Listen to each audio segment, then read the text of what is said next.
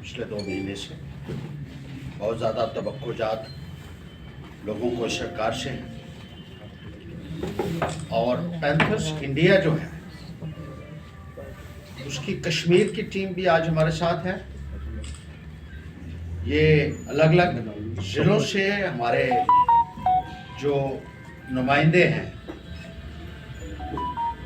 ये आरिफ जी हैं और पीरजादा जी हैं, कुपवाड़ा से हैं, श्रीनगर से हैं, पुलवामा से हैं, शुपियाँ से हैं, अनंतनाग से हैं, बारामूला से हैं, अलग अलग ज़िलों से हैं। सारे ज़िलों के नुमाइंदे हमारे साथ हैं। हम ये उम्मीद रखते हैं इस सरकार से कि जो भ्रष्टाचार का माहौल यहाँ जम्मू कश्मीर में बना हुआ है उसके ऊपर सख्ती के साथ नकेल कसी जाए।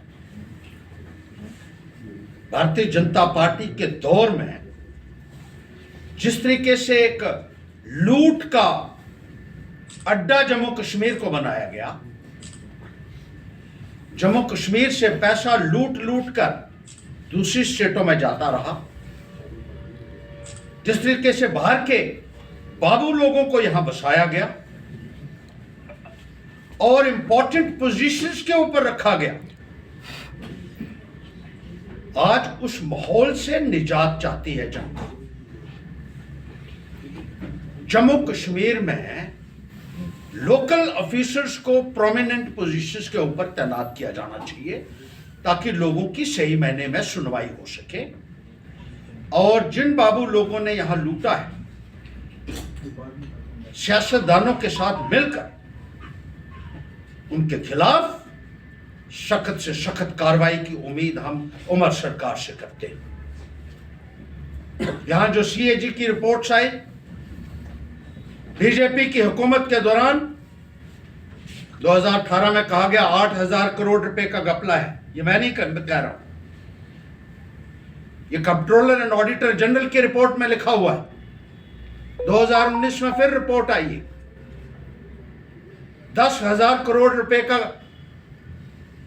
फ्रॉड हुआ है जम्मू कश्मीर में। जिस तरीके से जम्मू कश्मीर का पैसा लूट कर बाहर भेजा जाता रहा है, उसके ऊपर एक कमीशन बनना चाहिए और जो जो लोग इस लूट में शामिल थे उनके खिलाफ सख्त से सख्त कार्रवाई होनी चाहिए। यहां सत्यपाल मलिक जी ने जब गवर्नर थे, उन्होंने कहा था 300 करोड़ रुपया रिश्वत का ऑफर उनको मिलता रहा, लेकिन किसी को अभी तक पकड़ा नहीं गया है। इंश्योरेंस के स्कैम्स यहां हुए, बैंक के स्कैम्स यहां हुए, कई हजार भर्तियां यहां चोर दरवाजे से की गई। They lock the front gate and made appointments from the rear gate, from the back gate.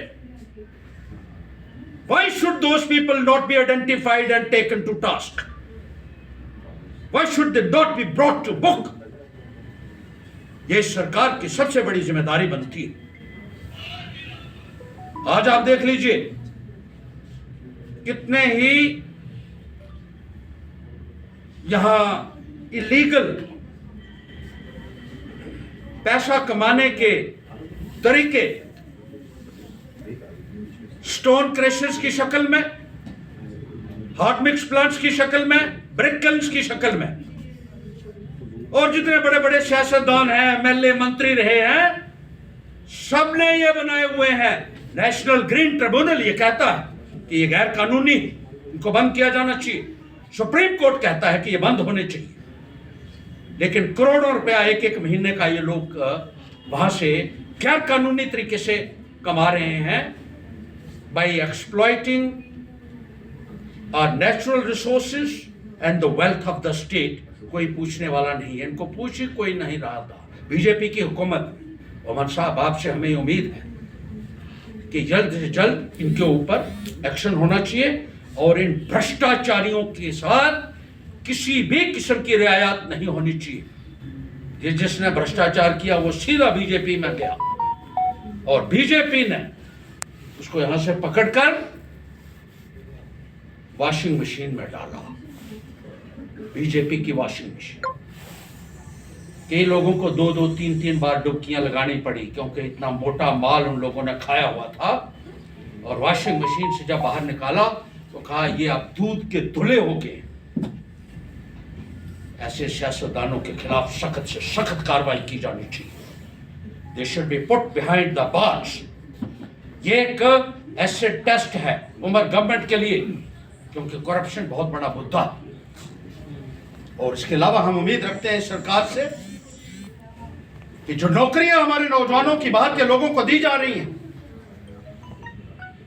Bihar से लोगों को यहां भर्ती किया जा रहा है, झारखंड से भर्ती किया जा रहा है, छत्तीसगढ़ से यहां भर्ती किया जा रहा है, मध्य प्रदेश के लोगों को यहां भर्ती किया जा रहा है। हमारा नौजवान कहां जाएगा, ये एक बहुत बड़ा सवाल है।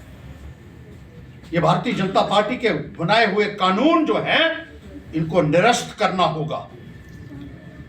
हमारा जॉब जो है वो जम्मू कश्मीर के आवाम के लिए सिक्योर होना चाहिए।